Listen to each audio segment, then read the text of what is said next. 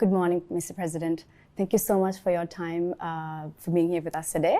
Today, we're going to talk a little bit about a global topic, which is climate change. And it's something that you have been addressing in your policy statements in the recent past as well. Why is Sri Lanka placing so much importance and emphasis on climate change, especially during an economic crisis?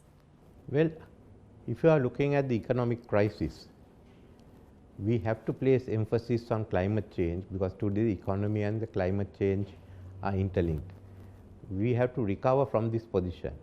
There must be economic development in the country. We have to go ahead. Then our economy now must be on the lines of a green economy. That's what everyone else is doing in the world. We can't be outside that. Secondly, the tremendous potential Sri Lanka has as a green economy. We're just seeing the renewable energy. There are many other fields in which Sri Lanka can really benefit, and we should go ahead. Right. Thank you. What are some of the initiatives that Sri Lanka has put in place or is planning to put in place to address climate change? Actually, we haven't done much after COP26 due to the political instability in Sri Lanka. But we do have a plan.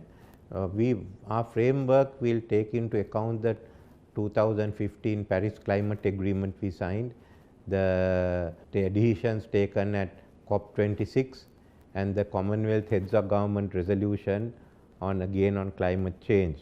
We are also looking at the blue economy. So within this framework, we will be working out our initiatives, the potential we have, the steps we had to take. We even had to look at water at some stage, degraded soil, the reforestation. But in addition to that, I feel there has to be capacity building, not only for Sri Lanka, but for our whole region. And we are also proposing a climate change university, which will be devoted to capacity building among the officials and the activists involved in climate change. You mentioned the COP summit. It has been announced that you will be attending the COP27 in Egypt next month. What is the government hoping to achieve by attending this summit? No, we want to play our role there because we are very concerned as an Indian Ocean island nation, the impact it can have on us. And we should also work together with India, especially in places like Tamil Nadu. There's a lot being done on climate change. I also want to get support for the climate change university, which we have been advocating. So we are going ahead, and I've asked former President Nasheed of Maldives to act as my special envoy on climate change. He's been visiting a number of countries, and Mr. Eric Solheim came as an advisor on both on our legislation as well as the climate change university. Right.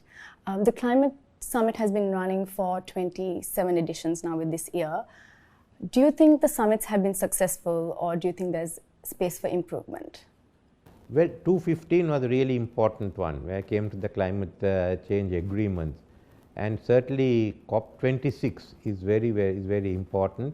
We have to follow up on COP26. There has been some of the countries have actually fallen behind, or they've sort of retreated from the positions they've taken.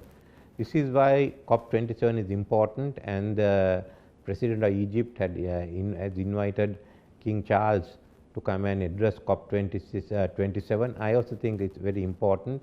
Unfortunately, there seems to be some issue in UK about him attending COP27. I can't talk of UK, but talking as a member of the Commonwealth.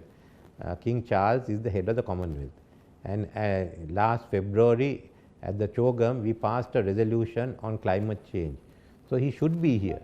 I think the UK government should reconsider it and enable him to be in Egypt for COP27 because there's an important role to play. That's all the questions we have for today. Thank you so much again for your time. Thank you.